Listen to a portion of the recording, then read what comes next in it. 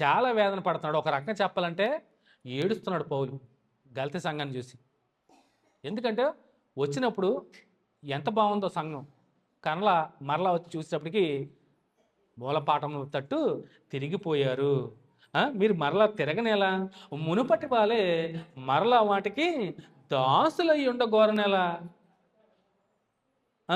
అంటే మునుపున్నారు, మారారు, మారు మనసు తెచ్చుకున్నారు, దేవుని వైపు తిరిగారు, ఆయన వాక్యానుసారంగా జీవించారు, బ్రతికారు. మరలా మీరు వెళ్ళి ఆ పాత రోత జీవితంలోకి, పాత కార్యక్రమాలు మీరు వాటికి దాసులై ఉండగోరని ఎలా. చూడండి 10వ వచనం, మీరు దినములను, మాసములను, ఉత్సవ కాలములను, సంవత్సరములను ఆచరించుచున్నారు. క్లియర్గా చెప్పాడు ఎందుకు బాధపడుతున్నాడో. మీరు దినములను, 10వ వచనం అండర్లైన్ చేసుకోండి. మీరు దినములను, మాసములను, ఉత్సవ కాలములను. ఉత్సవ కాలం అంటే పండగల కాలం. డిసెంబర్ నెల అంతా చేస్తున్నారు కదా ప్రతిరోజు. చూడండి, మీరు దినములను, మాసములను, ఉత్సవ కాలములను, సంవత్సరములను ఆచరించుచున్నారు.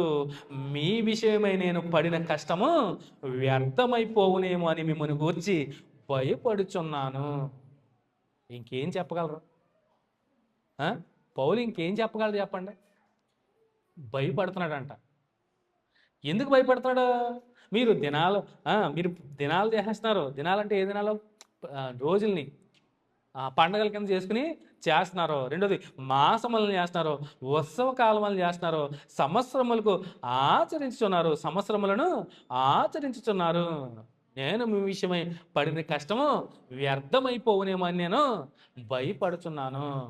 పౌలు భయపడుతున్నాడంట. మనం చేసే క్రిస్మస్ పండుగలు కూడా దేవుడు భయపడతాడు నిజంగానే. ఏంటిది వింత పోకడ? ఏంటి ఈ కార్యక్రమాలు? నా కుమారుని ఇందు నిమిత్తమైన లోకానికి పంపించాను, ఈ పంపించిన ఉద్దేశాన్ని మర్చిపోయి ఇదేంటిది